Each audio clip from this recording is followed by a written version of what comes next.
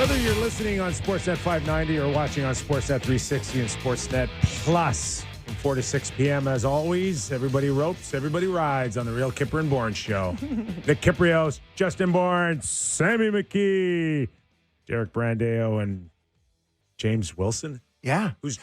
Who the hell is James Wilson? A new addition. I mean, Oh, I screwed up.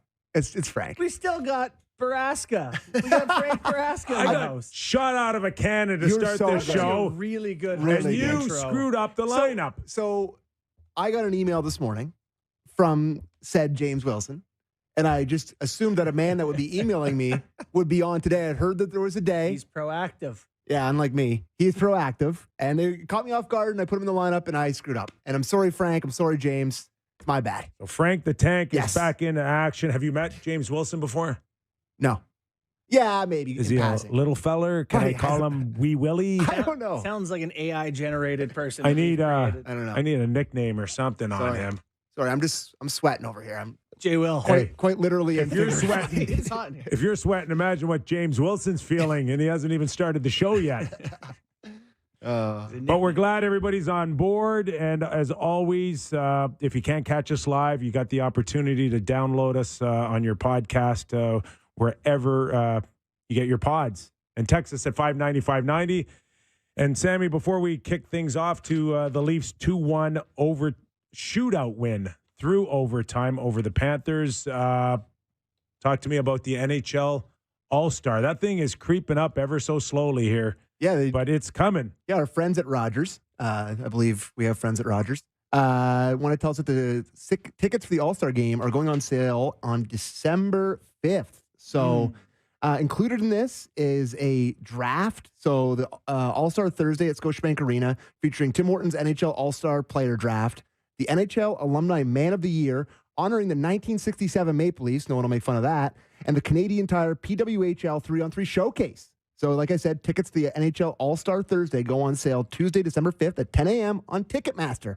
And you can watch it all on the, you can catch all the action, including the Rogers NHL All-Star game on Sportsnet. So there you go. Kip, did you win the Alumni Man of the Year?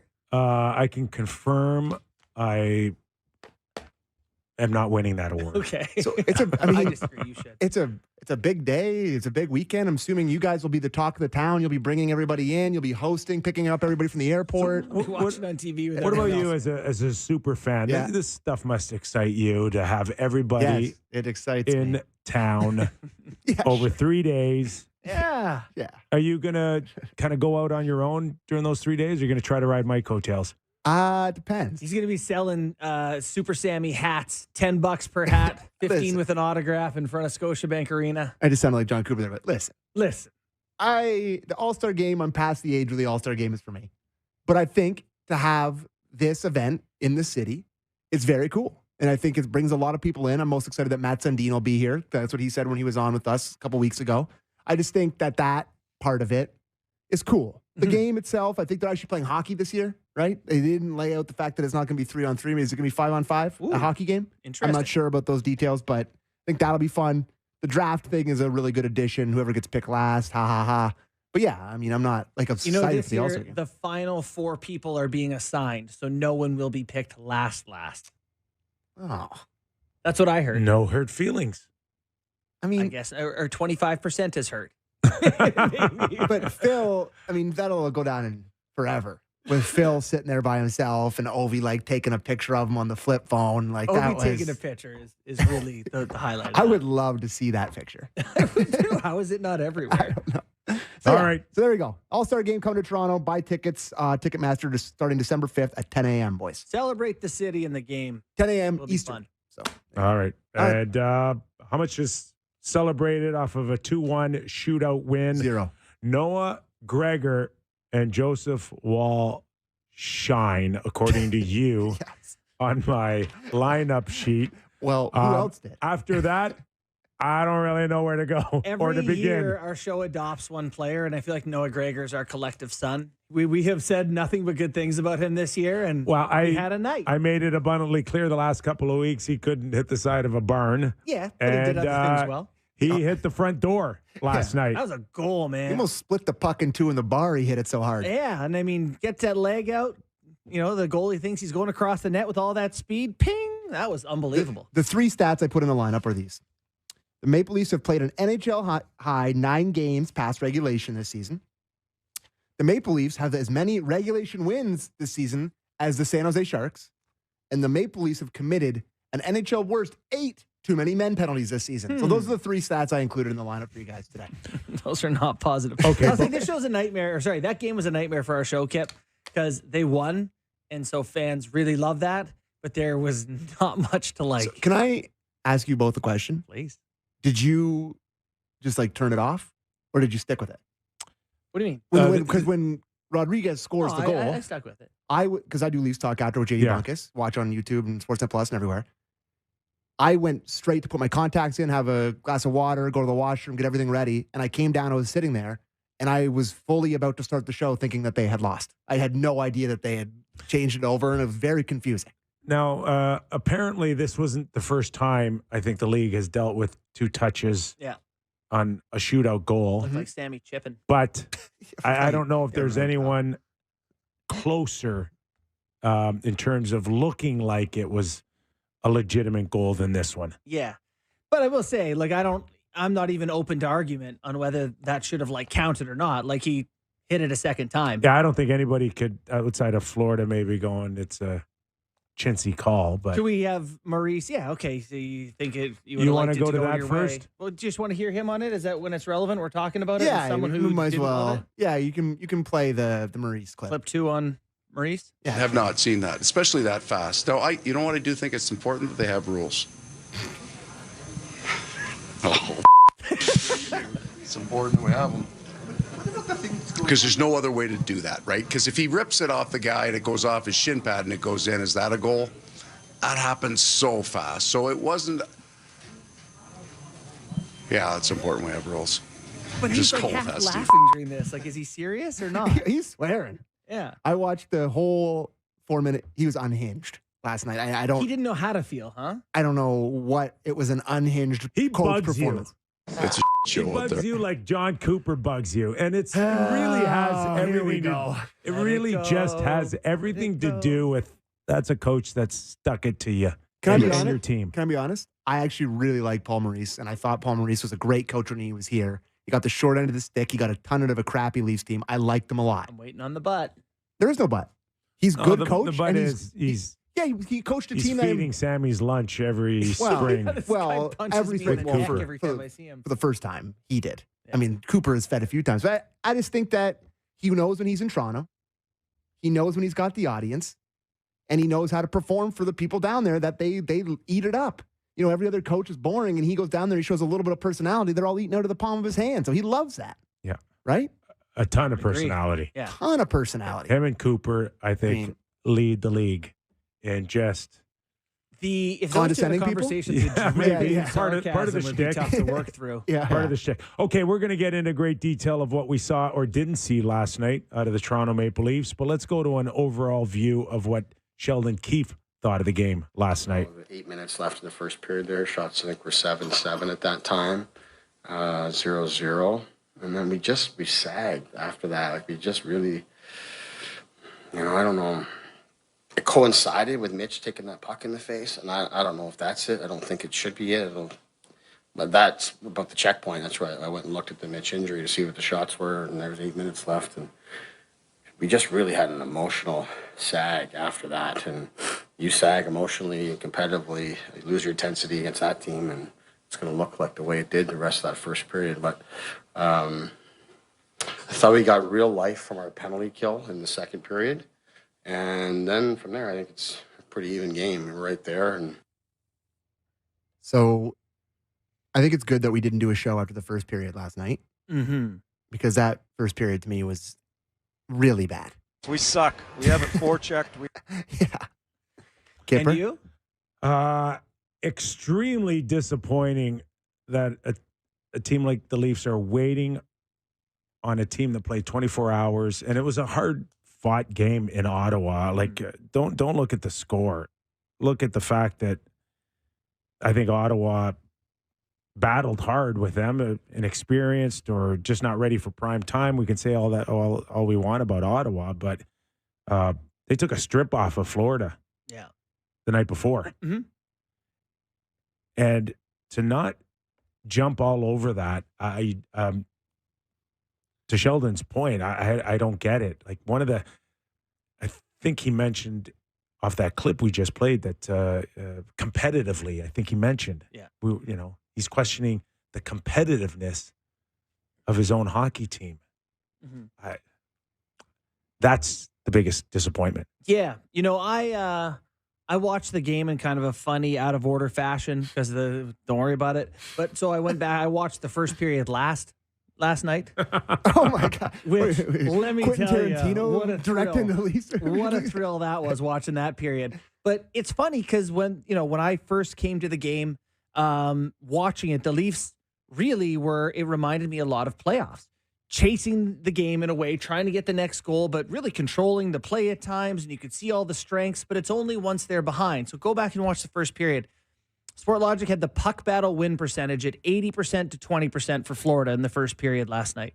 And it's so evident with a guy like Willie who can take over the game, kind of poking at pucks and looking for a breakaway on the other side of the pile or stretching and trying to look for a breakaway pass. It doesn't come. Like these guys want to see if it'll happen.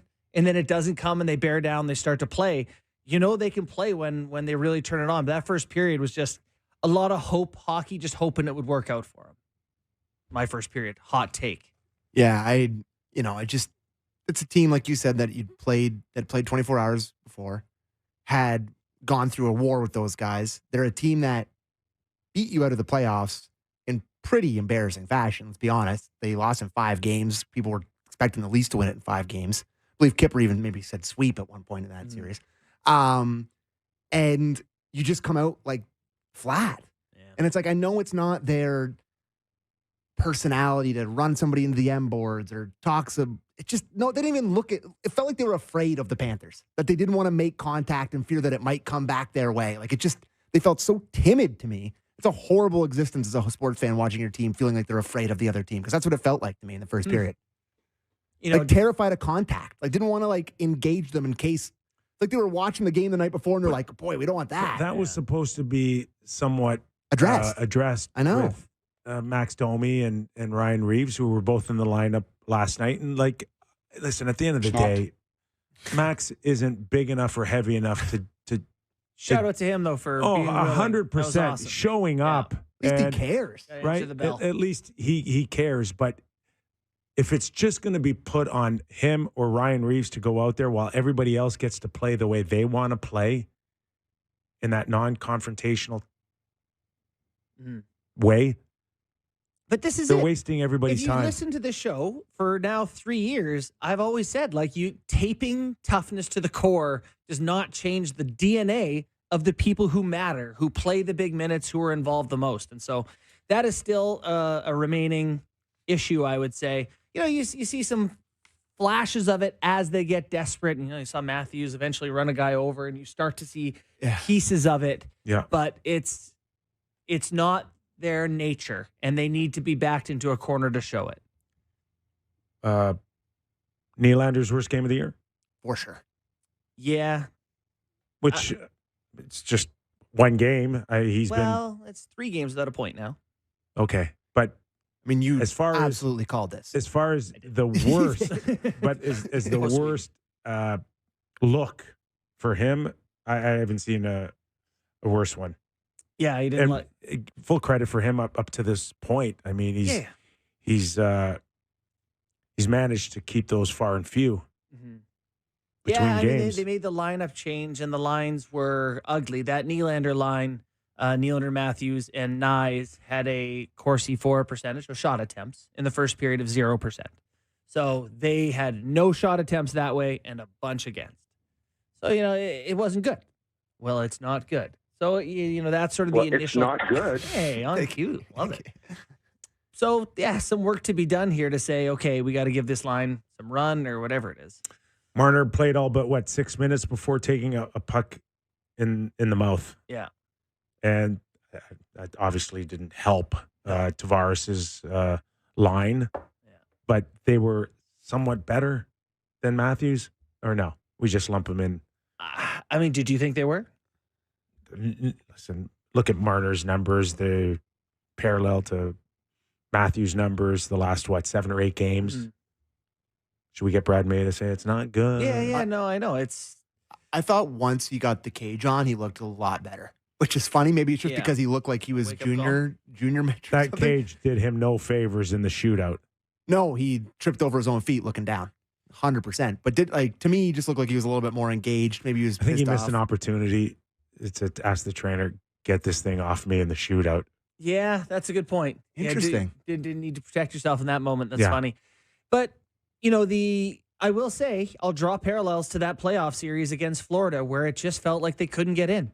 They couldn't get to the inside for the longest time. And, they beat Tampa Bay on the backs of shooting the puck into traffic, tips and rebounds and whatever. And against Florida, they have had a hard time getting to the inside. And their ability to break the puck out is not great against a non-good forechecking team. Yeah. But against a team like that, it just felt like, and we have a clip that we can get to about the, how disconnected the forwards and defense are. But a game like that just really illustrated how bad it is at the moment. So sure, let's do that. Okay, Sheldon Keefe, clip 10. Yeah. I do see some of that, right? I mean, again, it comes back to a mindset, and it's a challenge. You got some of your top guys that aren't feeling it, and haven't produced at the level that they expect of themselves. So that becomes the focus. That's what you guys are asking about every day. You're not asking about how their forecheck has been or how they've defended or how competitive they've been. You're asking them why they haven't scored. Sometimes it gets in your head. Let's stay focused on the things that matter and the process that you put in place.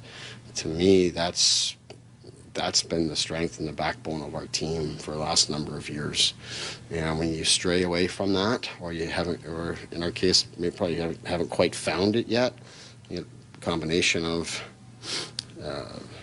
new players, injuries on defense, and some of our guys that that are trying to find their game offensively, you end up being disconnected. So to me, it's just about focusing on what we can control with our process and our structure.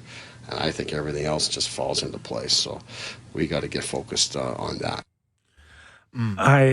Over the last few years, I've just not been a fan of the stretch pass. No, like the Leafs employing it. Yeah.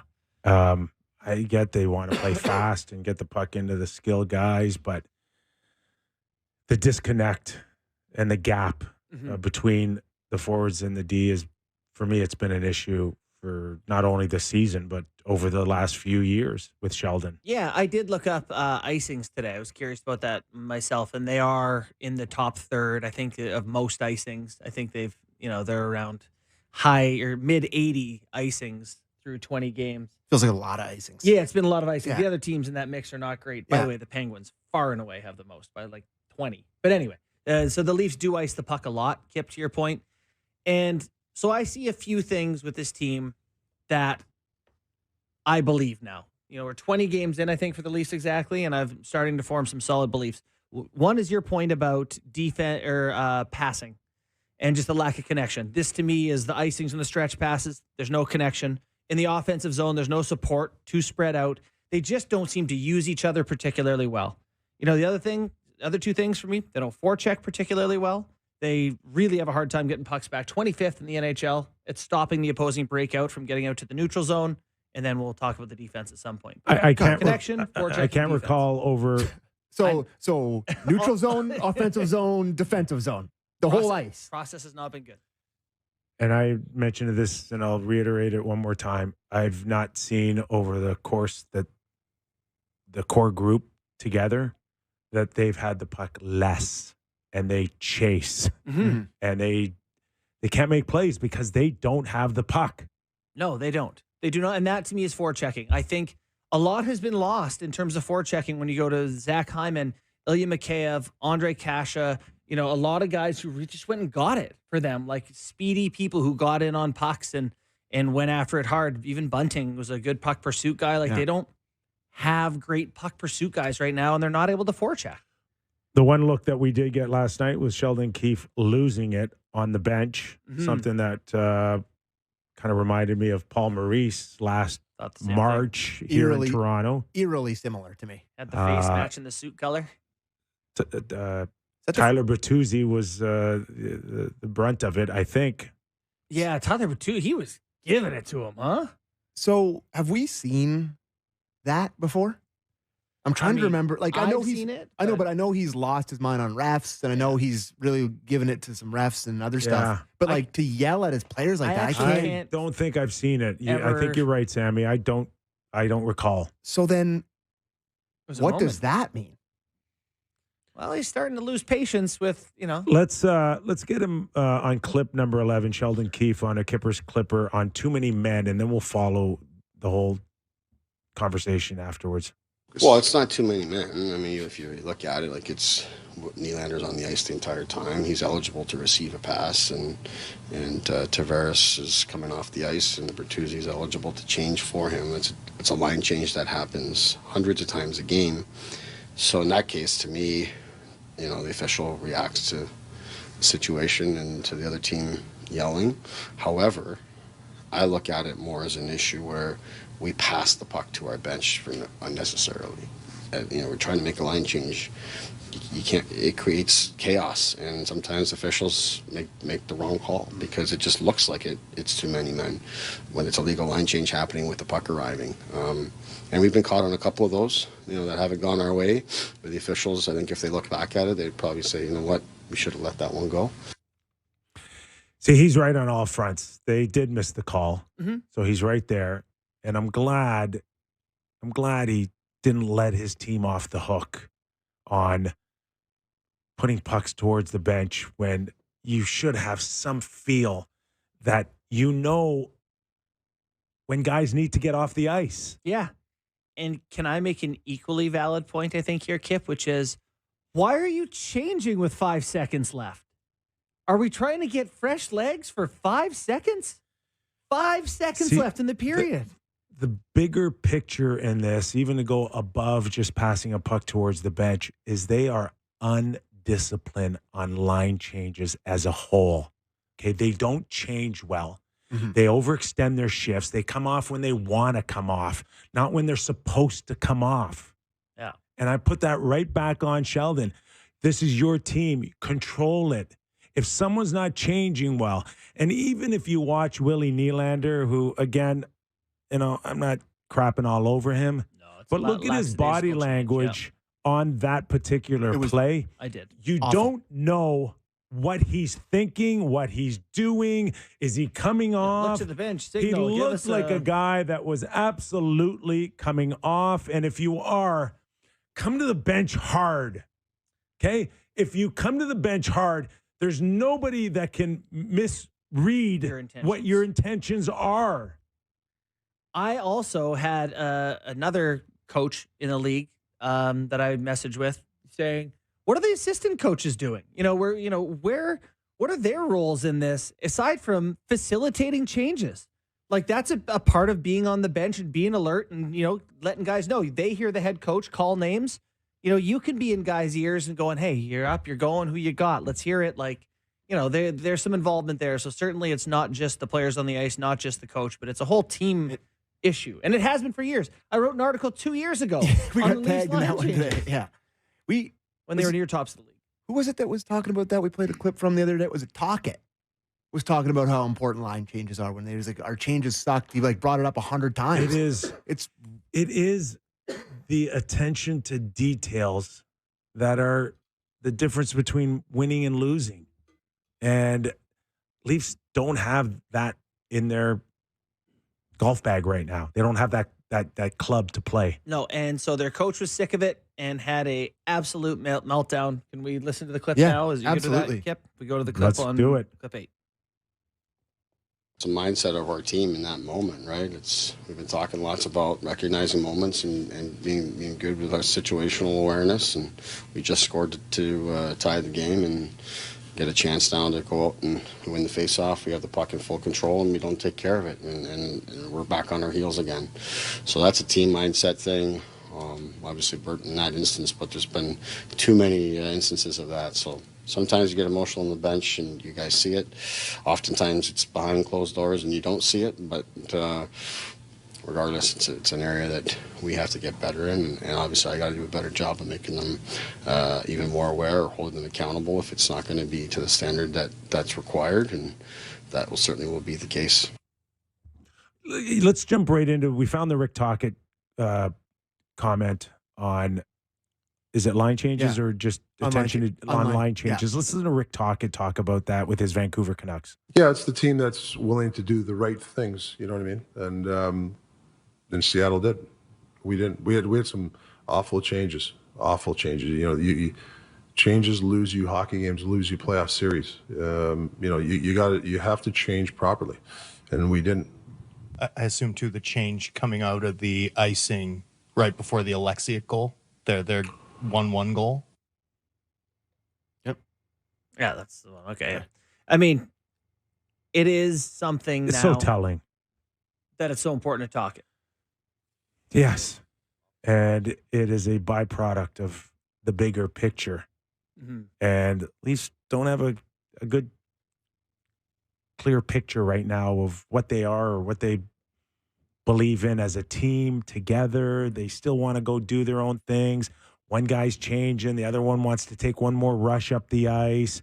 Now the next guy's who's waiting for the last guy to change is getting ripped off his 20 or 30-second shift. He's pissed off. And it's just a domino effect. It's just not one moment a line change can create. It's the domino effect on your hockey club. That's what Rick Tocchet's talking about. But when you have built the entire thing around these four guys, and everyone knows they get called the core four, they make the most money, they're the guys that have to carry the whole thing.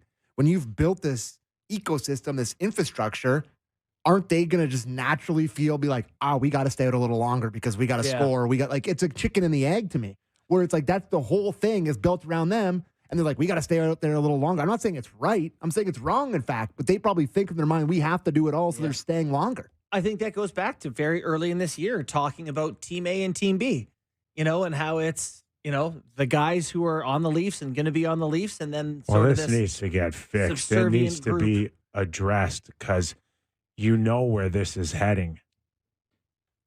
There's pain coming. Fill me in. Make the playoffs and lose in the first or second round. That's where it's heading. For sure. And so, I have an article today out on sportsnet.ca, which is about getting ahead of that. Getting out ahead because they still score and create chances at an elite level, which is something other teams who are in their spot in the standings can't do. So, they have some foundation to have success later. But Tree Living can't wait for this to let's just see. Let's just see if something will change over the course of the year. We've been here in Toronto talking about this team. It doesn't change. And so you need to make these moves early. And particularly now with Gio out, this D-core is got to be able to have some help, penalty killing, breaking pucks out, defending the D zone. That's, to me, what's key now is to not look at the results, but look at the process, which has not been good enough. All right. Lots of talk about the trainer, Paul, talking to Sheldon Keefe. It looked like he was reiterating bad news for Marner, we thought. Mitch Marner on his puck to the jaw, but it was Mark Giordano and probably delivering the news that he ain't coming back and we may not see him for the next little while. He's grabbing his thumb. They showed it on the broadcast, hard shot towards his thumb. Probably got to think, I'm no doctor, I'm no Ed Jovanovski, but probably a broken thumb. Let's go to Sheldon. Connection there. Thank you. Let's go to Sheldon on that in clip 5. Yeah, it remains to be seen. We haven't been without him very much since he's been here. Obviously there's leadership, experience, a guy that gives us everything that he has. Penalty kill utility, all those kind of things.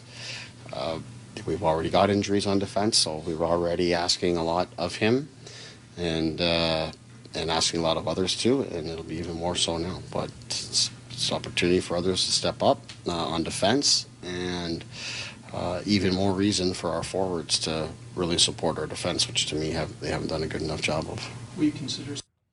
Okay, you guys know how I feel about the whole Geo thing right from the get-go. Asking too much. Asking too much. Mm-hmm. listen to Sheldon say, yeah, we ask a lot until he has no more. Well, yeah.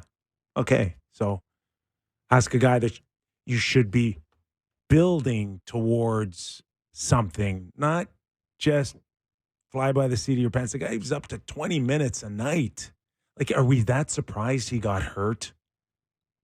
I don't know, man.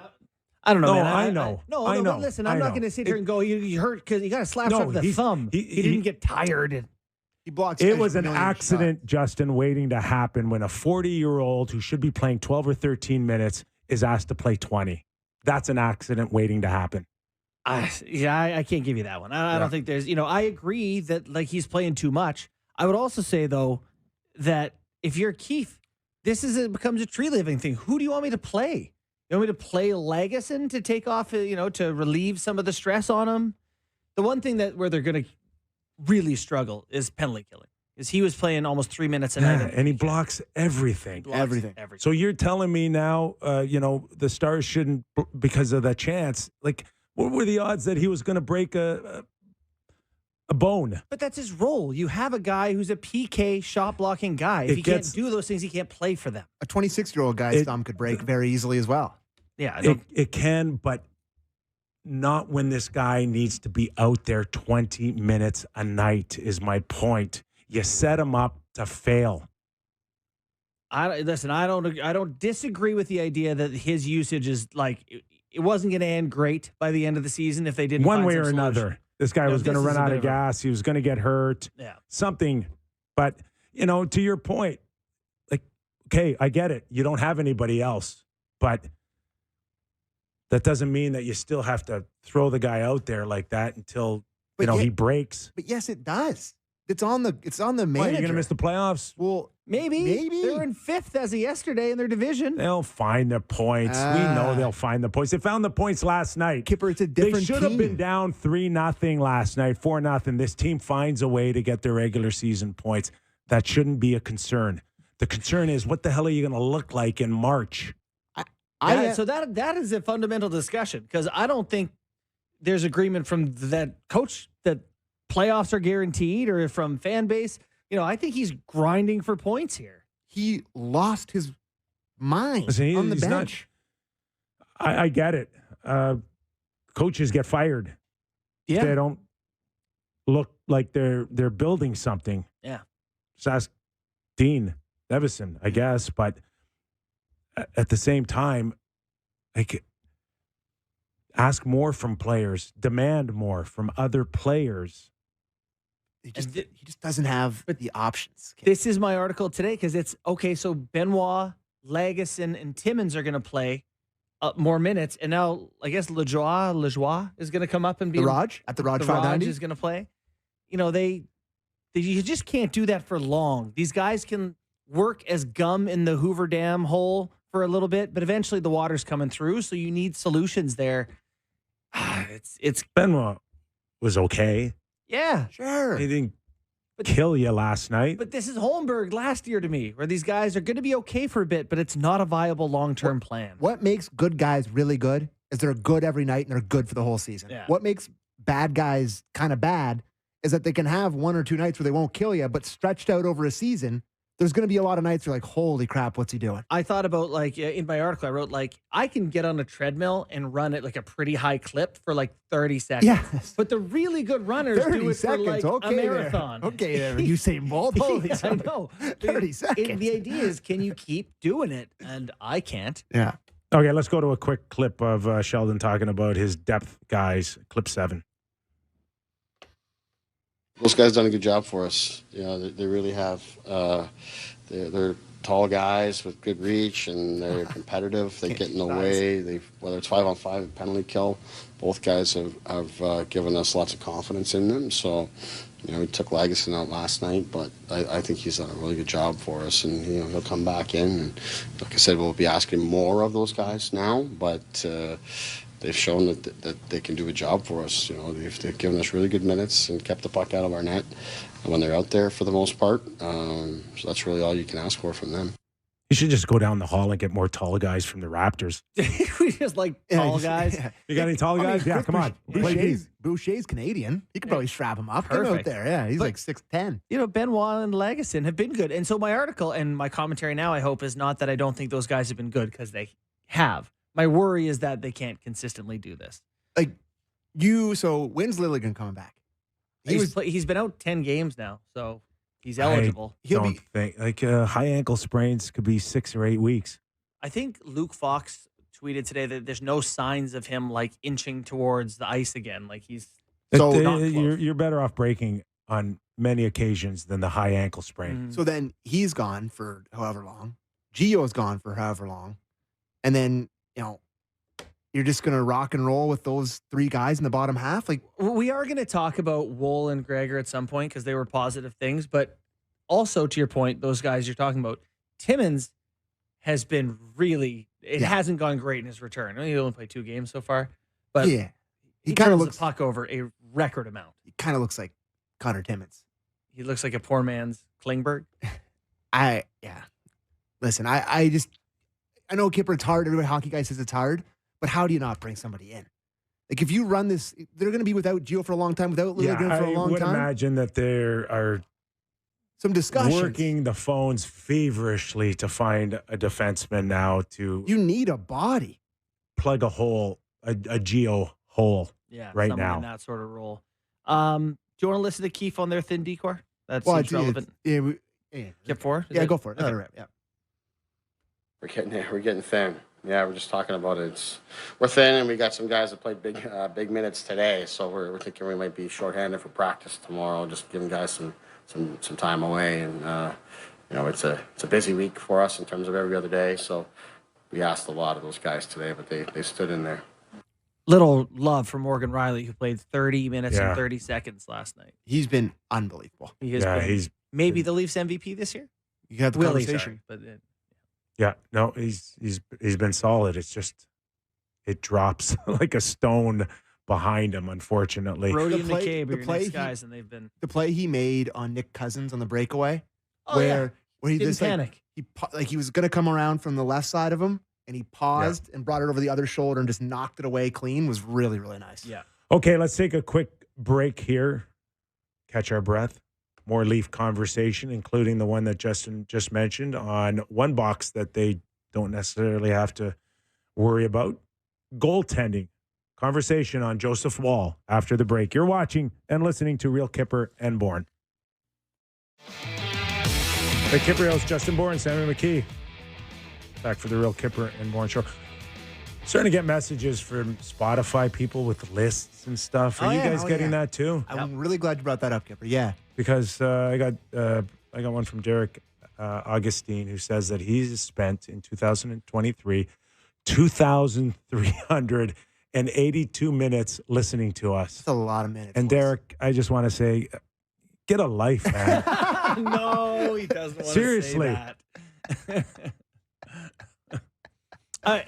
I would like to say we appreciate you, Derek. I actually, Spotify Rap's been doing this for a while. Maybe 7 or 8 years now that they've been doing this. And I love it. And I really have always cherished it because it's a good. I actually get a lot of my music from there. Yeah, I steal other people's most listened songs. It's a good barometer of what you've done in the year listening wise. And to have I've gotten a million tweets and DMs from people on Instagram of having my stuff in there and having our stuff, Leafs Talks in there, Real Kyper. It's crazy. I know. It's a real trip. So I'm happy people are sending. Keep sending them. I love it. And I'm just kidding, dude. Thank you. It's me on year 300 having listened to Jimmy Eat World. Yeah. Great, apparently. Not to get too aside, but they juiced the popular artists way up. Yeah, you don't believe that you listen to that much Drake, I know. Agreed. I don't. I really don't. He's my number one guy. Come on. No chance. No way. All right. Okay, sorry. What's the score last night without Joseph Woll? Honestly, 4-0 in the first period. Yeah. You had 4? Yeah. I had 2. Yeah. It's not what it was. That's for sure. He was so good. And this is really, God, there's a comfort level with him in net, isn't there? Yes. I think fundamentally there's a consistency there that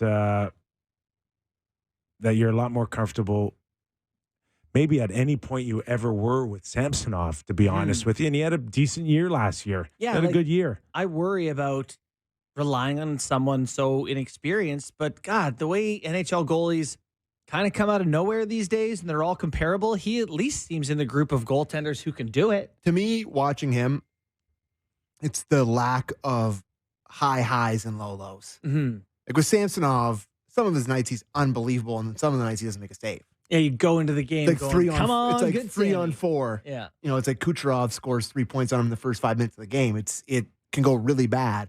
But I just feel like the consistency of Wall, you kind of get, you know what you're going to get a little more, Mm-hmm. a little bit more dependable in that front. Do you think? Yeah. We got Keefe on him too if we want. Can the Leafs just maybe in the next 5 or 10 games just start winning games where their goalie doesn't have to be the first star? Like, That would be ideal. it's either been really great or below average. But can it hit the point where a lot of teams are getting goaltending that's make the save you're supposed to save? And Yeah. Yeah, that And would be it's- great. And last night you don't think the Leafs deserve to win that game, but their goalie keeps them in it. And that's, you need some of these early in the season while you sort out some of your issues. Why don't we listen to Sheldon talk about Joseph Woll? Just so solid. I mean, we gave up. This has been a problem for us here in the last little bit. A lot of the best chances we've given up have coming off of our breakouts, giving the puck back to the other team, and all of a sudden it's at our net.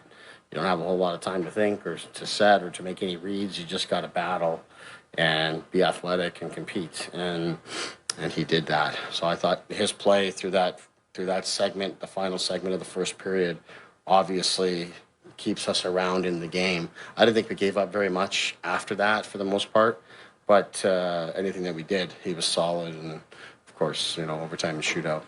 Are you almost running out of defensemen? Sportlogic had Florida with 7 grade A chances, 6 grade B chances, and 9 grade C chances. So to give up 1 goal on that combination of 22 chances is pretty good. I'm glad he sounds like a guy that knows that he won, but probably deserves to lose. Yeah. Keefe? And Oh, yeah. he does. You'd think they would have lost 5-2 based on his tone and his shortness, I guess. It's the most told story about the Leafs right now that they have 5 regulation wins in 20 games. I must have heard it 5 times last night. I see it on Twitter all the time.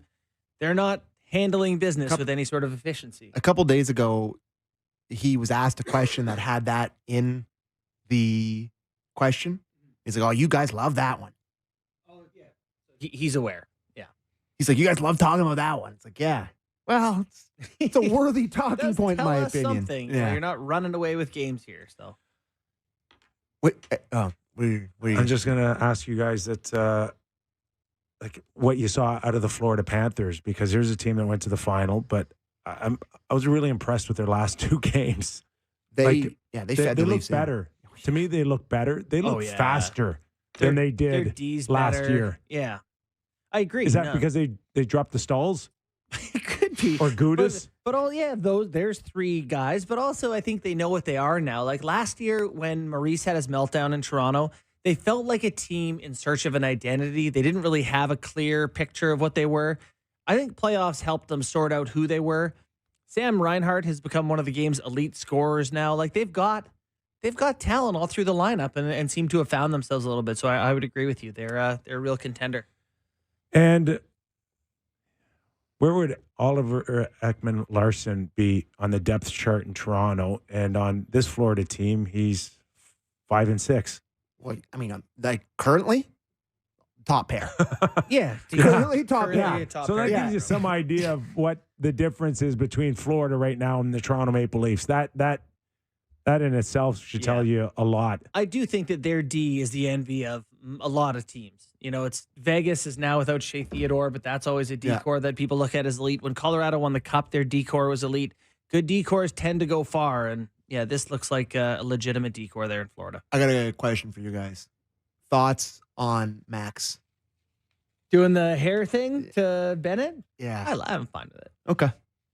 As three well-haired men, I don't know how that feels. I'm not. It's for long here, but I do appreciate that, it's something you get the bigger concern was in an important game, will Max hold his cool or would he end up with 4 minutes?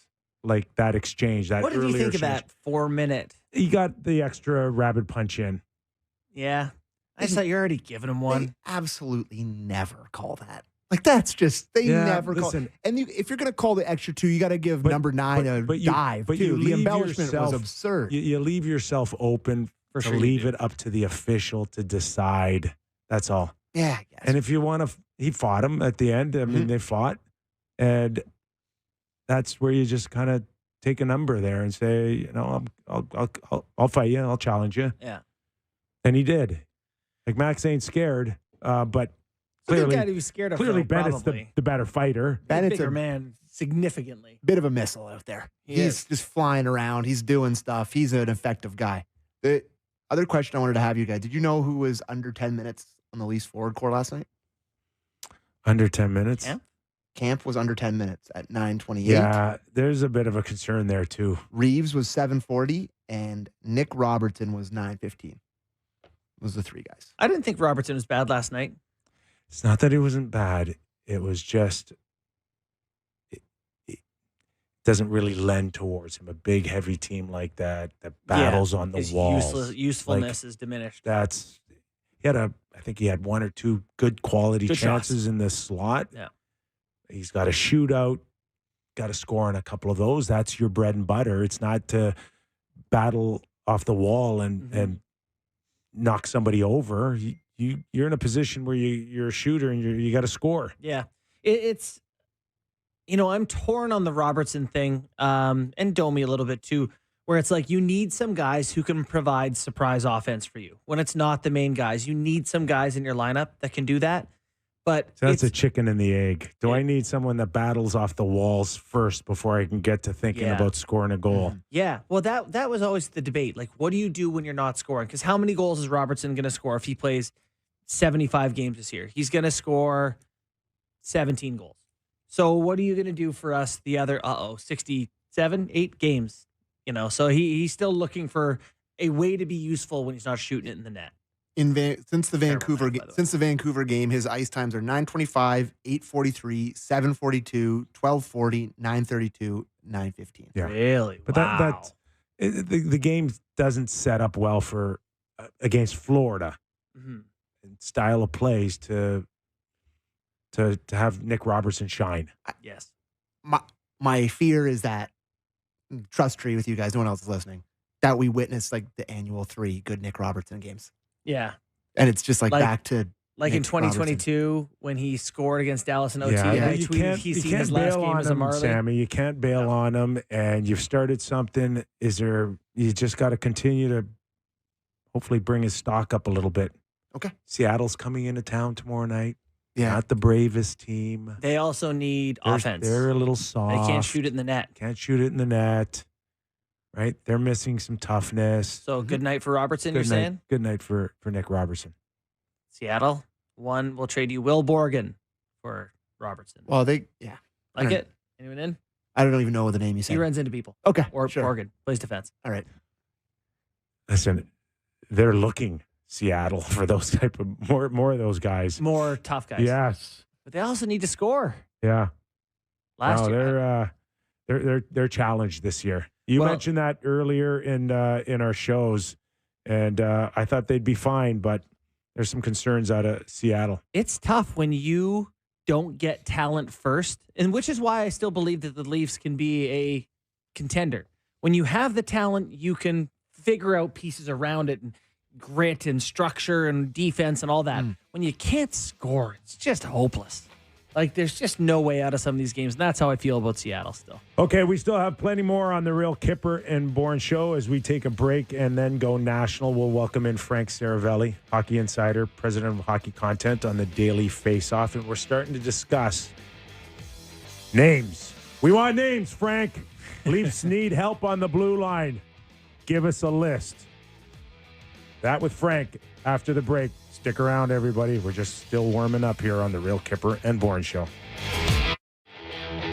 Welcome to the National Hour on the Real Kyper and Bourne Show. We are live on Sportsnet and Sportsnet 650 in Vancouver, Sportsnet 960 in Calgary. This hour always brought to you by Bet365. Nick Kypreos, Justin Bourne, Sammy McKee. We'll spread this out nationally by bringing in Frank Seravalli, hockey insider, president of Hockey Content Daily Faceoff. The man is going to start to get real busy in the next little while. Frank, how are you, man? I'm good, Kyper. I think it's already been a pretty busy week with this Corey Perry contract termination, as well as a little trade by the Blackhawks on Tuesday night and all sorts of stuff going on. It's been a crazy week. Okay, before we get into the pickup of a $4 million contract to replace a $4 million contract, just any fallouts after this, Frank? Is there a sense that this story is done, or are we going to start hearing other things trickle in? No, I think this story is pretty far from over. We still don't yet have a really clear picture as to exactly what Corey Perry did. More than that, I think it remains to be seen whether or not the NHL Players Association will grieve this decision by the Chicago Blackhawks to terminate the contract. I just wrote a story on dailyfaceoff.com that outlines really how unprecedented it is for a player to have his contract terminated for conduct that may be considered inappropriate but not illegal. The Blackhawks acknowledged that there was no criminal investigation here, and with that, we've seen other players have their contract terminated before, but more often than not, there was something involved that had an illegality to it, such as Mike Richards being charged for crossing the border with the Los Angeles Kings in receipt of illegal prescriptions, like things like that. This is not that. And so I think a lot of people are taking a step back saying, hold on a second here. We need more information before just saying, oh, it's okay to have a team terminate a player's contract. And not only that, Kyper, I think there's actually been a couple teams in the last 24 to 48 hours that may be interested in adding a player like Corey Perry. So I think there's a lot left to be written here. Well, that and, there's still a verdict to be kind of had on the Chicago Blackhawks handling of this. And it seems like the beat reporters, people around the team, are kind of saying they've done a pretty good job here. Like, we included didn't love the press conference necessarily, but, they grabbed Perry out of there. They did their investigation. They terminated him outright. Like, it sounds like they followed things to the letter of what a plan would have been, I guess. Yeah, I think they also at the same time probably had a few hiccups PR wise in terms of just giving people 20% more information so that you don't have social media spin its wheels and ridiculous, disgusting rumors get legs. And more than that, I just think some clarity here. Did the Chicago Blackhawks, this is one question that still remains, did they operate here in a fashion that, because they're still reeling from the 2021 investigation that revealed that they covered up a sexual assault back in 2010, are they now taking a bit of a leap in this case and trying to act really in the best interest of the organization and the franchise to try and build up some of that trust? I think we all understand how sensitive they would be given what happened, but did they potentially overreact here? I think that's also a fair question to ask, but it's one, unfortunately, that we can't answer because we don't have all of the definitive information yet. Listen, you're part of the Professional Writers Association here. I think you got a pretty good gauge on a level of information and where it starts, where it can end, what's private, privileged information, what should come out in the public. If there's more to this story that includes a third party, a possible lawsuit, a possible settlement, is that stuff that the public is owed, or does it remain no one's business but our own? It's a hard question to answer because, again, we don't know the details that are involved. We don't know how serious or potentially. But Frank, you're going to try to find out, are you not?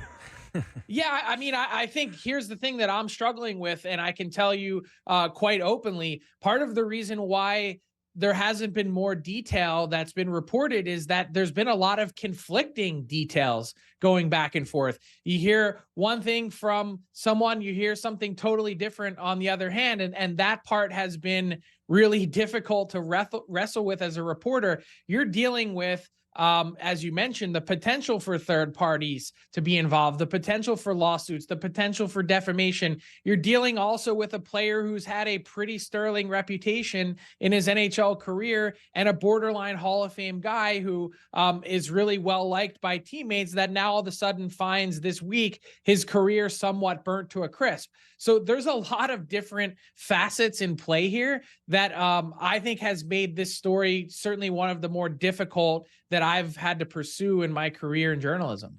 KP, good on Perry? I'm good. All right. Yeah, so we just had our first hour talking about the Toronto Maple Leafs, and everyone on defense is hurt. And they weren't great at defending before that. So we're trying to pinpoint some names. I know that there's an article on Daily Faceoff. I think Matt Larkin wrote it about potential defensive partners or who might fit for the Leafs. Are there some names out there that you could see as a fit in a trade for Toronto? Yeah, I mean, I think it's pretty easy to draw a line, Justin, from Toronto to Calgary. Yeah. And I would suspect that the first name that Brad Treliving would be calling about would be Chris Tanev based on his defensive prowess. And you don't have to really look much further than the clip in the last week with him blocking a shot with his face to realize that this is a guy that certainly has the commitment required to win in your own end. That's one guy that I would circle.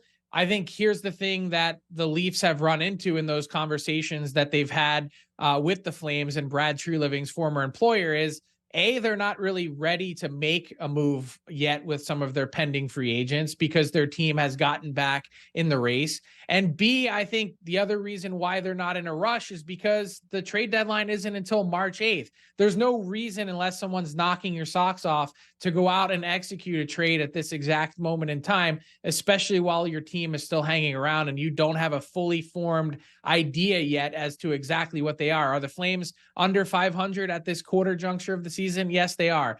But with the mushy middle in the West and the ability to climb into that wild card race, I think it's unfair to count them out just yet.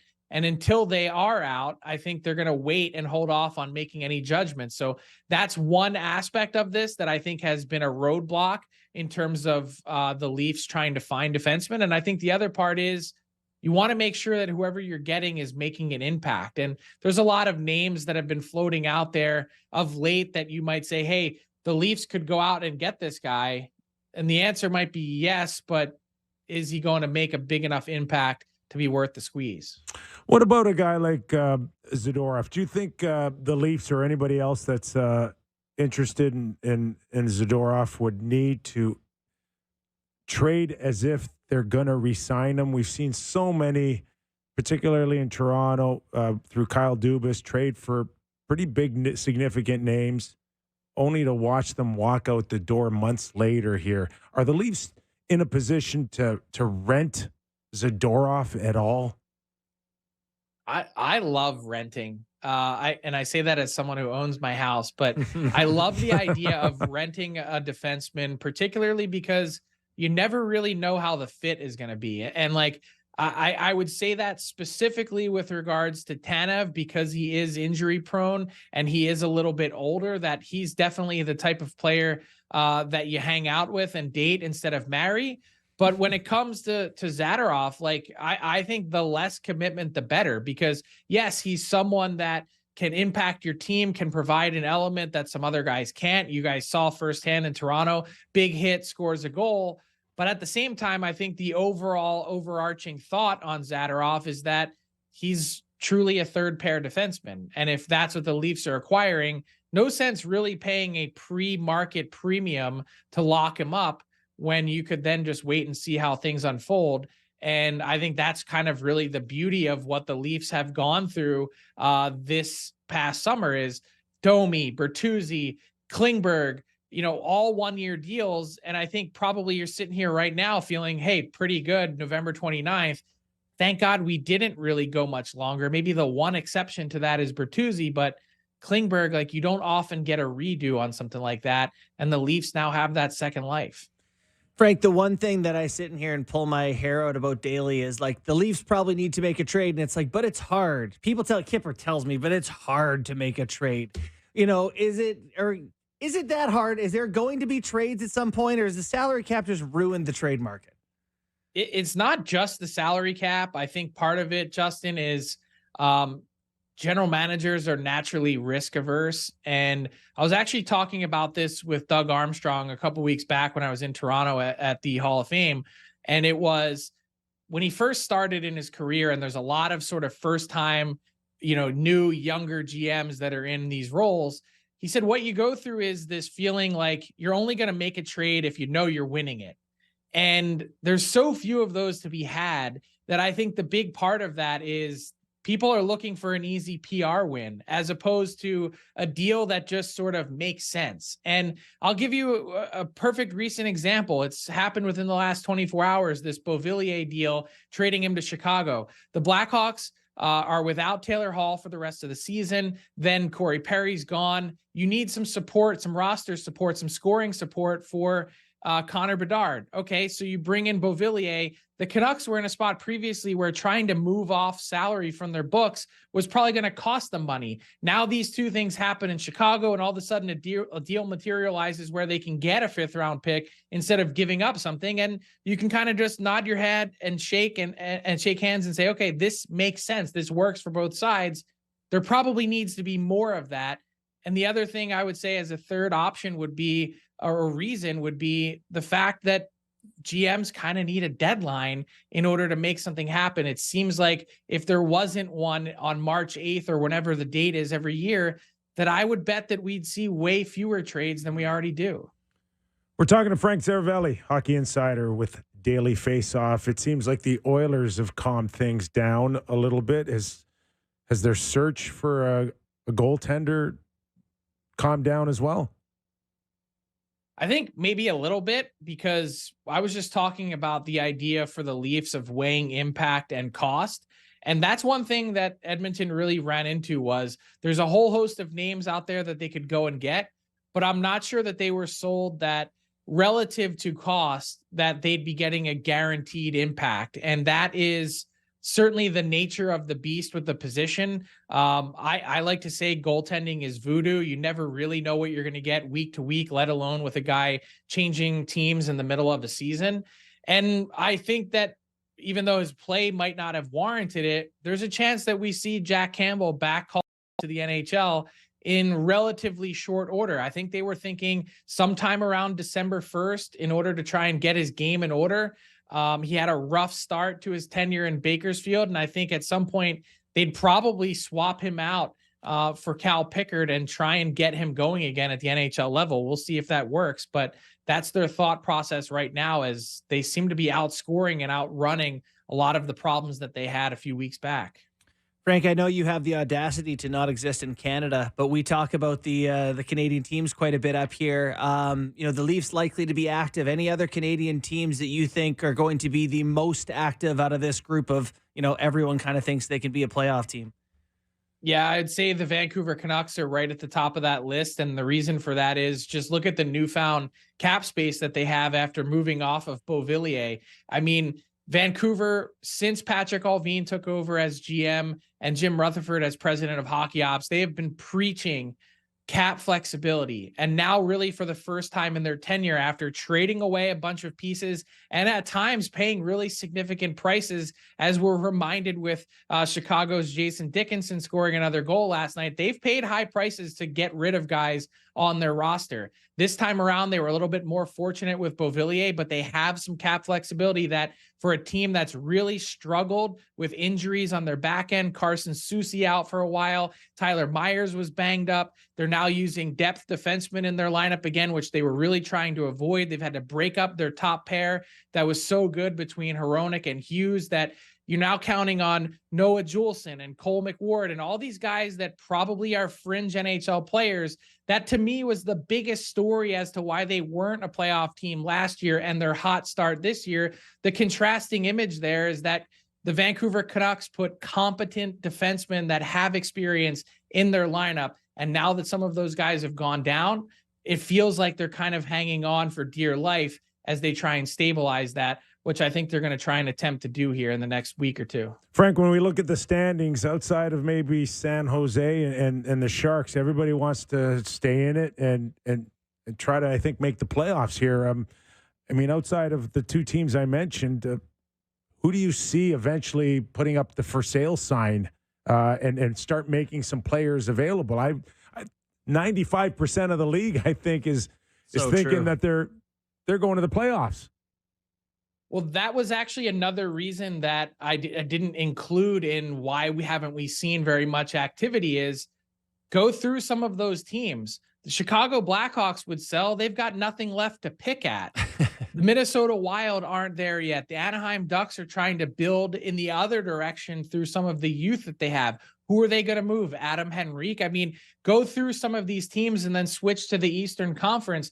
There's not a long teaming list of these clubs that are really trying to put a bunch of players out there. Are some of them open for business? Would the Vancouver Canucks move Connor Garland? Of course. Would the Philadelphia Flyers be open to moving some of their pending UFA defensemen? Sure, if the price is right, but we're at this sort of juncture where too many teams are in the mix competitively because of the way the standings work, because of the mushy middle that exists in the Western Conference, that everyone's just kind of sitting back saying, well, hey, if I could roll the dice this year, if you're St. Louis and you don't have to tear down and continue to take away players and still make the playoffs this year as an absolute bonus, St. Louis, Nashville, both those teams are both sort of rebuilding, retooling quietly and hoping to be competitive in 2 to 3 years. But what if you can just kind of sneak in your market? It's just an absolute bonus that some of those teams are like, well, why would we give up right now? Yeah, no, that makes sense. And last one for me, Frank, is kind of related to that. Just, we've seen Dean Evison get fired. We saw Chris Knobloch come in. It just doesn't feel like there's a lot of coaches in a position where they're going to get fired, but we are seeing that teams can't do a lot. It's one of the only moves they have. Is there anyone else you think, like looking around the league, that could potentially be on the hot seat this season? It feels like one of the only options you have as a GM to try to jumpstart your team. Yeah, I think everyone's been focused, Justin, on DJ Smith in Ottawa, and not to say that there's not reason for that, but every piece of intel that I can gather is that the Sens don't have any interest in making a coaching change, that they're trying to stabilize their situation with all the drama that's existed this season between a GM change, a 41-game suspension to one of their players, a first pick forfeiture, all those things that have been piled into this start of the year that has also included some really underwhelming results. So I don't think they're going to do that on make that change with DJ Smith. I think another name to consider would be Lane Lambert on Long Island. I think the Islanders have not found the consistency and success, certainly from an offensive perspective, that they'd like to have. Lou Lamoriello is not afraid to make a coaching change. That's another that I'd keep an eye on. I'm still kind of surprised about Dean Evison and Jay Woodcroft, given the starts that these teams had. I mean, just look at their track record for success. Jay Woodcroft, 643 points percentage in his tenure in Edmonton. You had Dean Evison, who, if he didn't lose the last 7 games to close out his tenure in Minnesota, would have been north of Jay Woodcroft. He finished at 639. So I look at this and I say, we've had some sort of middling results already from some of these coaching changes. Yes, John Hines picks up a first win in his first game with the Minnesota Wild, but on the long term, did these teams make the right decisions? I guess we'll see. One more for me, and a team that I find intriguing to watch moving forward in the new year towards the trade deadline is the Nashville Predators. We saw them go out there, sign Ryan O'Reilly, Luke Shen, yet they might be one of those teams you're talking about that wants to try to maybe make the playoffs while they rebuild. So where does that leave Sammy's favorite goalie, Saros? He's not in play. I actually had a lengthy sit down with Barry Trotz also when I was in Toronto a couple weeks back for Hall of Fame. And he said, look, when we get to where we're trying to get to in 2 to 3 years, we want UC Saros to continue to be the backbone of our team. We'd like to re-sign him. So I don't have any indication that Saros is in play from Barry Trotz's lips specifically. And more than that, I also don't see this team trying to add in the short term. They don't really have that much left to pick at, as mentioned, and sort of pluck off of this team and sell. Maybe someone like a Carrier at the deadline who's a pending UFA. But the Preds seem pretty content of sort of just staying in this middle where they can sell to their marketplace and their fan base that's used to a high bar of success, that they can be in the mix and ultimately get back to being a team that has true Stanley Cup aspirations for a 10-year run. Hey, Frank, excellent stuff today, Yeah, man. Tons Appreciate of it. information.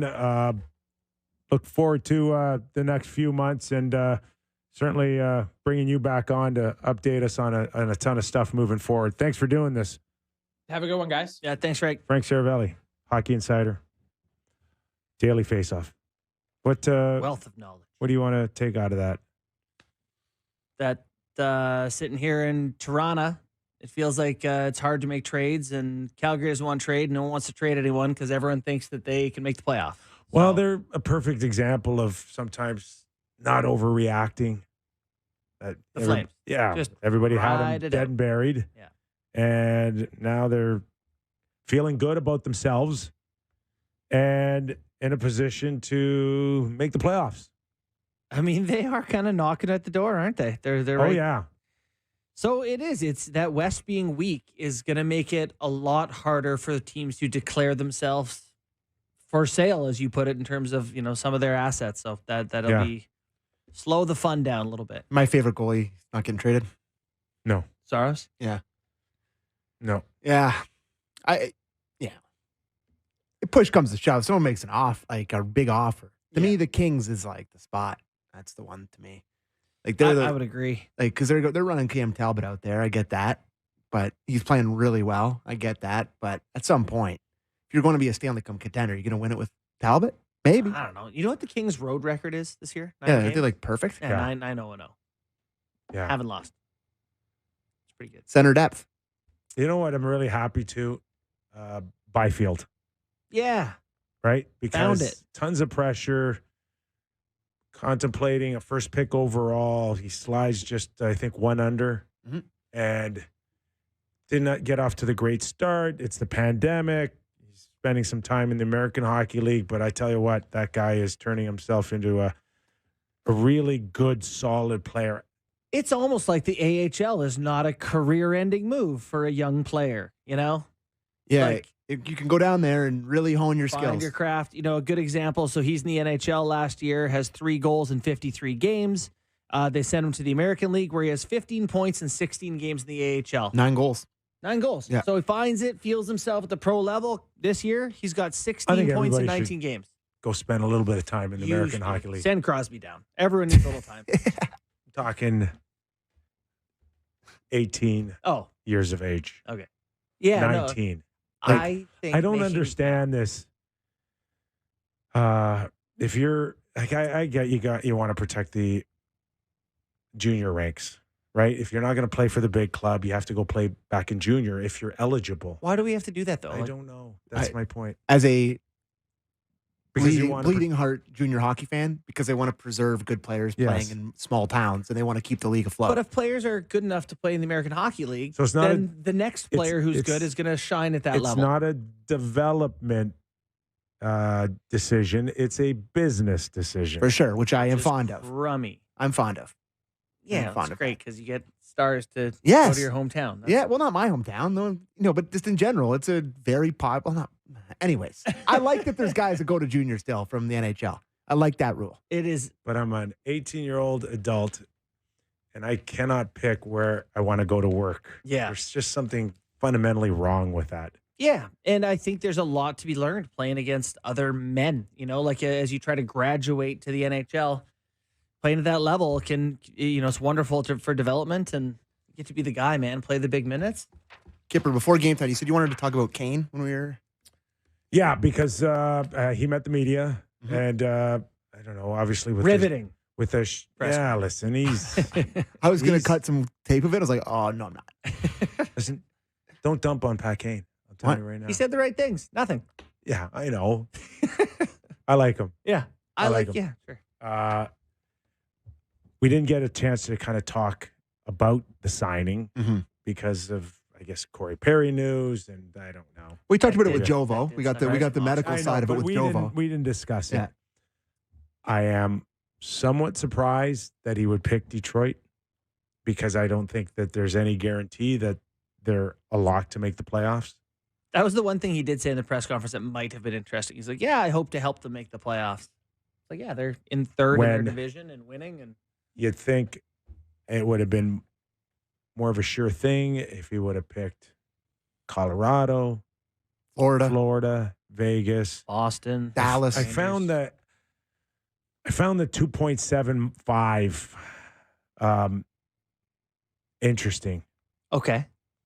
Because it's not nearly the money that we would have first thought. Correct?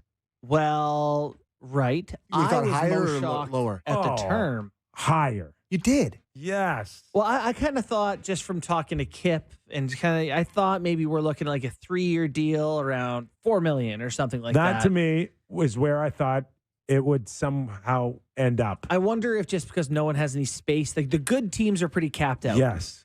Yeah, you're not wrong on any of that. Yeah. And I wonder if there's a prove it factor, like show no one with a bad hip has ever come back and been good. That's exactly right. I think what happened was that him and his agent probably thought that we could still find a way to get a decent contract on a multi-year deal. And it didn't exist.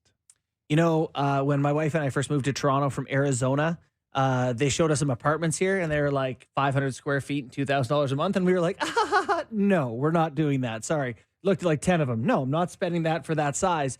And eventually, if you want to move here, that's exactly what happened. And I think that's what happened with Kane. You just keep thinking you're going to look around and you're going to find the 2,000 square foot place that's $1,000 a month. It doesn't exist. It's not reality. So for his services at this point in his career with a bad hip, trying to be on a good team, this is the best he could do. Go ahead. I was just, but like at a certain point, like is the difference of say $1 million and 2.7 enough for you to go to a team that you think might make the playoffs or a team for sure making the playoffs? So you're saying, would he not have been better off to say, I'll go play for the Bruins for 1.5 million? It doesn't really matter. The guy is made, if I'm not mistaken, $107 million. No. Does it really? You've had money. Matter. You still liked money after you had money, right? But there's that kind of, I don't want to say ego, but there's a principle involved in wanting more money because you don't want to be totally taken advantage. Looked at as like, but I don't know if 2.75 does it for me. Doesn't get you into that respect echelon. Like, I thought 4 would have done it. If I can't get 4 or 3, I might as well take $1 million and maybe go to Vegas or Colorado than Detroit. Would you like to know his good point here. Would you like to know his estimated career earnings? Yeah, hold on. Let me guess first. Let me guess. 107. Yeah, I'll take the over on his number. 115. Okay. Whew. Yeah, not bad. It's a good number. It's a good I'm going to walk back everything I've said so far and agree with you wholeheartedly. He probably should have gone for minimum somewhere, right? And just been give the team a chance to add more. And but that paycheck still hits your account. You want it to be high. The old Phil Mickelson burn rate.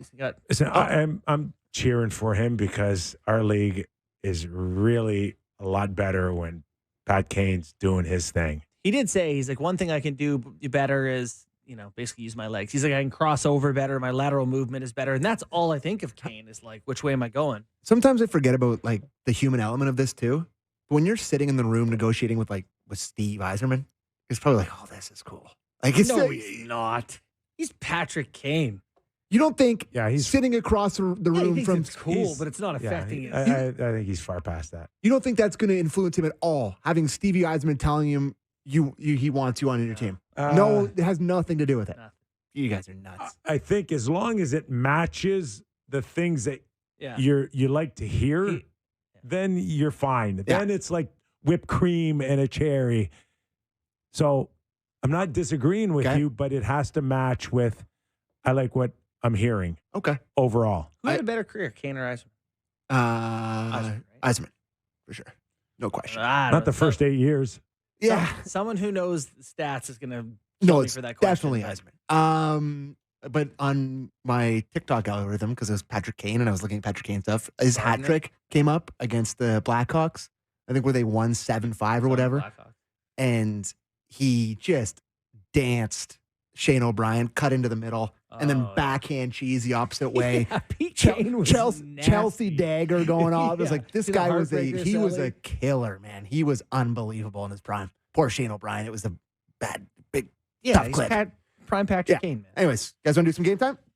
Let her rip, Sammy. It's game time, presented by Bet365. Visit the app for the latest odds and find out why it's never ordinary at Bet365. Must be 19 plus. Ontario only. Please play responsibly. Now, I was just checking in on some playoff odds because I like to do that with the Edmonton Oilers. And the Edmonton Oilers, after their 3-game winning streak, correct, have now vaulted all the way back up to minus 190 to make the playoffs. What a swing. The books are a roller coaster. They're going back and forth. They don't know what to do with this team, but they are a prohibitive favorite. Well, not prohibitive, but pretty big favorite to be in the playoffs. You want my betting advice? Hammer it. Just bet that. Yeah, that's the lowest you're going to get it in a while. The pressure right now on Connor to be good every game, but it's just going in again, is off the charts. 11 points in 3 it's games. It's just going in again. He was like 59th in the league. I know. A few days ago, he's 9th now. And he cannot take his foot off the pedal at all. He had 150 points last year. He can do this. He can will this team. See, you just to the promised land. Like you just make it sound like it's just so easy, and it's not. It's not. He's the best hockey player I've ever witnessed do hockey. And Correct. he's in the prime of his career. If he can't do it, no one can, I believe is the great cheerleader chant from when I was in my youth. I'm a full-on believer in the guy. I understand that it's not that easy, and the risk may be too much ask unless to lead to injury. I am just talking about the pressure to perform every night.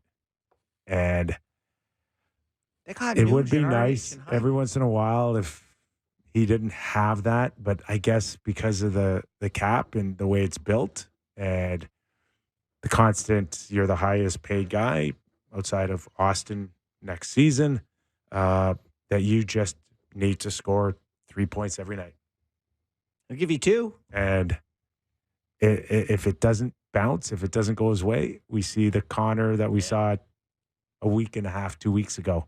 Yeah. But it's awfully early in the season to now wear that. Yeah, for him. that is, I will say, maybe the best point about the hole they dug for themselves is that there's no leeway now. They took the wiggle room out to have a 5-game losing streak. I'm watching these games now, and I don't know if it's confidence. I don't know if it's going in again. I don't know if he's feeling better. But he looks like Connor McDavid again. Dude, he scores on that breakaway. He barely flinched to celebrate. And his shootout goal last night was just like the easiest thing he's ever done in his life. Like he really just looks like himself again. So he does. I think he was playing hurt, boys. There are also times when he can look like that and still look behind him and see Evan Bouchard right beside him and go, Why are you here? Why are you here? Why are you here here right now? Well, he got all the way up there in 3-on-3 last night, and he had a tap in and missed it at the end. So the other thing, and he's plus 350 now to be the MVP. Well, so maybe have an eye on that too. Were you kind of nervous for them a little bit at 4-2 and then watching it go to 4-4 last night with 5 minutes to go? They were carrying the play in the third period, and all of a sudden 2 go in. And how about the Golden Knights having their 4th line on the ice with 2 minutes left in the game? Keegan Kolesar standing in the blue paint. He bats one in midair. It's like there's not many teams that are putting their 4th line out there. So good. The other 2 quick ones I had for the playoff odds, the Flames are plus 105. So they're starting to believe a little bit in the Flames. They're in a playoff spot. Yeah. I want a better number on that, I think. And too many teams. And just to mention the Red Wings, because we were talking about Patrick Kane, they're plus 100 to make the playoffs. And you had mentioned the tougher teams that they were facing now in Calgary, Vegas, Dallas, I think Thursday. So big challenges, but they already beat Dallas a week ago. So and Vegas too. I think the best thing that could happen for the Flames is clarity, as in they win, go on a run here, they get hot, they win 5 in a row, or they lose 5 in a row and decide to go the other direction. The sort of wishy-washy is where you don't trade the people you need for assets before they get hurt, and you don't make the playoffs anyway. So they need clarity. And the last thing I have for a game tonight is Capitals visiting the Kings. One team can score and defend. One team can't score. Give me the Kings minus a goal and a half plus 120. That. That was Game Time, presented by Bet365. Visit the app for the latest odds and find out why it's never ordinary at Bet365. Must be 19 plus. Ontario only. Please play responsibly. Okay, we're going to take a quick break, and when we come back, we'll discuss a little Brock Besser leading the league in goals. Who saw that coming? And also, former Norris Trophy winner coming back play tonight. Oh, yeah. We'll tell you who after the break. Real Kyper and Bourne. All right, after dropping 4 of 6, the Vancouver Canucks with a big win last night against Anaheim, sinking like a stone. Who, Anaheim? Yeah. Yeah. Oh, boy. And Brock Besser, 17th goal of the season, leads the league. I know. We're coming close to Christmas. I heard. I think no one saw that coming. I think it was our boy Tim McAuliffe who called it the Brockett Richard Trophy for Brock Besser, which I like. Yeah, the Canucks have some unbelievable seasons going on. Obviously, his is noteworthy. First time in NHL history, a team has had 4 players with 25 points in 23 games to start the season. So they have 4 of them just humming along. It's a crazy turnaround for Besser. He was maligned. Yeah. Like, that was a guy a year ago, he was talking about trade, right? Yeah, he was a guy that I feel like he was offered up. Like, not only offered on trade, but, contemplating how much money we might have to hold back to move the contract. Jeez. And I don't know, lead the league in scoring, and it's only costing you December. $6 million right now is looking pretty good. Not too bad. So but the other thing too is, he lost his dad, and it hit him hard, naturally. But you can never underestimate where guys are sometimes emotionally and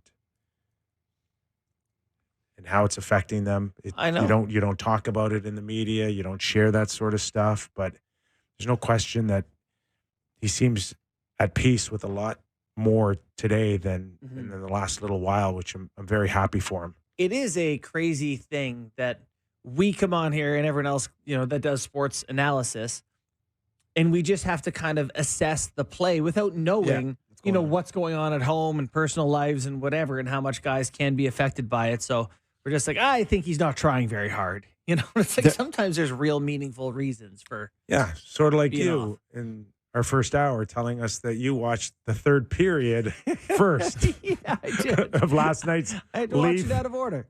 Leafs The, game Can last night against Florida. Can I tell And you there's a why? very good reason why. the Quentin Tarantino of hockey viewings. I like to do things. I feel like my kids go to bed, and I was on Hockey Central last night with Gazdick and Jammer and DA, so I didn't get home till later. This guy's you just do it all. I was doing some things. And so when I get home, I can start it from the beginning, but then you miss out on the social media element and our group text. And you guys are all over it last night. You sending messages. We were hot last Isn't night. there that feeling of being left out? Yeah, so I need to be there live for the rest of it and then go back and watch the front And half. this is why advertisers love pro sports. Yes, there you ain't can't taping. miss. You No. just proved that theory. For sure. You can't tape. And then by theory, by the way, I tell myself that I'll have a different perspective than you guys because I'll have watched it out of order. It's actually good for the show is how I tell No recording. Yeah. It's not. The group chat isn't hot every Leafs game, but certain ones it warms up. I Yeah. feel like it used to be every We game. get way less texts from Kip this year that say the opponent sucks. That's true. That was a big we theme have last we year. have ironed that out. It's just because the Leafs suck. That's why we get. That's what it is. Yeah. So upcoming games No, for the it's just as simple as this. They stink. Exclamation point. Yeah, exclamation point. that's the whole message. exclamation point. Philly stinks. Hold on. I think that's a great segue because we had Valley on yesterday, Steve my Allicat God. from MSG. And something he said yesterday stuck with me. Mm. And it's and then you followed it up. All the teams look the same. They're all the same. Yep. 23 and a half teams. That are the same. bothers me when I heard that. Yeah. And I'm not saying he's not wrong, But I don't want a league where 32 teams look the same. I don't think fans do either. Well, The salary cap. thanks, Gary. We got what you wanted. Can't do anything else. You can't keep good players, and also, I don't know if I can What's just. I get the salary cap and they handcuffing wanted yourself. extreme parity, Kip, and they got it. but I think Kip, your point is about. Extreme mediocrity. Well, they got parity. But I also think that, how far can we refine excellence? Like, goaltenders are all like precision now, so they all have to look the same to maximize efficiency and whatever. They can't look that different if you want to maximize efficiency, and maybe that's elite talent in hockey. Kind of looks the same a lot. So, that's what they would argue. That mediocrity of what the league looks like, everybody looks the same. On their side of it, they would say Everyone's it's parity. Yeah. Everyone's in. Like, let me read this list of teams to you that's leading the league and if they could win the cup. Vegas. Yeah. Rangers. Just going, I'll tell you when to stop. Boston. Vancouver. Colorado. LA. Stars. Florida. Winnipeg. Carolina. Red Wings. Toronto Maple Leafs. Yeah, you're into that Lightning. group now where you go, Like, there are all these teams to me. I guess, like, you look at Vegas as an elite team. You look at the Rangers as an elite team. Like, the Bruins are scuffling recently. Like, they're not. You look at their roster on paper. Just like, let guys don't pay more have money. to look the same, even though you have a similar salary cap. You can't pick different looking players. True. Yeah, but Hey, the Leafs did it for years with the There the has to Dubas be a teams. few meatheads out there that can play. There are. We need more meatheads. They're valued, highly valued. Just get Tom Wilson costs a lot of money. Just get good ones. Just find them. They Just have go to get good exist. meatheads. They have to be out there. Junior, East Coast, college. Yeah, that's right. If you're a young player, just lean into being different. Give us something else, will you? Entertain us. yeah, being a meathead pays. What did Tom Wilson just sign? Oh, he's 6 now. 7-year, $45 million contract starting next season. All you have to do is be hyper tough. Nah, but talented. He's also really good at hockey. Yeah, he's like a linebacker on skates, Yeah, he's really good. which helps. JJ Watt had hands. But Jacob Trouba doesn't look like any other player out there. Yeah, you can He's- build a personality. Like I think Florida has that personality of being a tougher team. The Leafs for years Did tried you, to did still you it up. send me something on, I don't know, TikTok or I sent you an whatever, where Instagram, someone yeah. smacked somebody's head off and put it in a Blue Jay uniform like it was a home run? Okay, so Is what this I what you do? Like, you can't get me the right name of, a What? producer on this show. What's his name? Willie? James Wilson. Wee Willie? But you can send me that. So it was sent to me in one of my 100 group chats. It's a video of Trouba doing the slash. Yeah. But then it like goes to the Takes bat the head flip out, yeah. and it does the bat flip and he hits whose head did he hit? Frederick's head into the front row. That's That's a great. deep drive. It was very funny. I thought it was great. I didn't. How miss- did he not get suspended for 10 games? Answer me that we actually question. never discussed that. This one, like I watched it a couple more times. Yeah. I am baffled beyond belief Yeah. that isn't suspendable. I think they probably overthought it. I've and got and it. we're like, oh, he's on his, he's falling over and he's pulling away. It's like, nah, it's reckless as hell. I had it at 3 games. Yeah, you can't. The old ref can't do You that. had it higher? But he slashed a guy in the face. Yeah. You could have easily given him 5 for Not that. a ton of damage, but that's what we do now. We got to make sure, like, if he lies on the ice and rolls around, is that better effect? That's a good point. He's probably getting suspension. Right? By the way, Also, how tough is Frederick? I know, Give him bonk. credit for not Whatever. not milking it. It's like a pit bull to this stone head. But there is an appetite for some players to milk it. Yeah, of course. We had Bunting played here last year. You mentioned the Frederick head home run. Also, you mentioned Ohtani today. Oh, my What, can God. we? Do you wanna do it's a this? hockey show, Are but- the Blue Jays in it? Apparently, according to some people, the Blue Jays are one of the 4 finalists. Not apparently a exclusive list, but ones that are still in the mix are the Toronto Blue Jays, the Angels, the Dodgers, and the Chicago Cubbies are the 4 teams that are apparently still really in it. So Chicago, Los Angeles. What was the other city? Los Angeles, L.A. LA, Chicago, Toronto. I have a sense. I don't know if I'm going to disappoint you or not, but I think the Jays are getting played right now. For sure. I mean, do you think this is something that the Jays are a peak leverage team? Not to do Jays takes here, but a lot of times over the past few summers where you have to give them, or winners, you have to give them credit. They've landed some big fish. George Springer, Hyun-Jin Ryu, Chris Bassett, Kevin Gausman. They've landed some big fish. But they've also been like right there for a lot of them where I think they like to get the narrative out there that they're involved. I think it's probably the players' side that wants to keep a big another market fish in to drive. The Jays will pay for me if you don't. To drive the price up. Yeah. Yeah. I think it's a mutually beneficial relationship that the Jays like to have their name involved in these kind of things. What would the Ohtani tax be to come to Canada? You know, if he's going to make $500, they got to pay him $6. I mean, I would say $100 million. I would say it's not my money, but I literally work for Rogers, so maybe it might be my money. It could affect you. There's nothing left. Could be my money. Okay, that would be like really good for baseball in Canada. By the way, I would say that would work out just fine. There's nothing that next year, though, right? He can't pitch next year, but there's nothing that would you're making that back very quickly in terms of eyeballs, in terms of the people that come to the park. You're selling out every night. The jersey sales, the attention, the ratings in overseas. Like, he is a top 5 famous guy, maybe like on sports in sports when it comes to the world. So bring him, pay the money. He's going to be.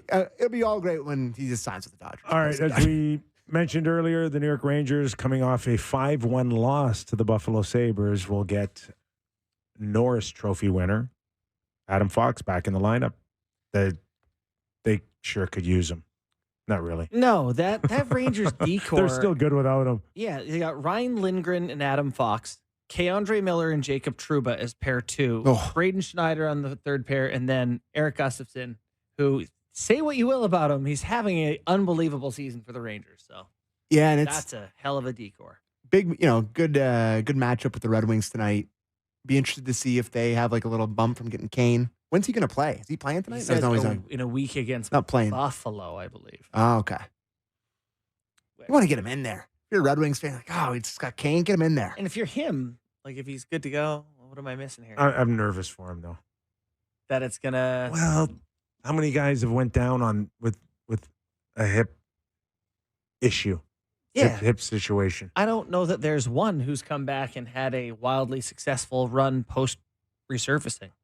You know, we ran through the list the other day. It was Jovo. Jovo had played 39 games. None for Kessler. Hagelin? No. Anyway, but yeah, no one's really had a ton of... Oh, Backstrom. Yeah.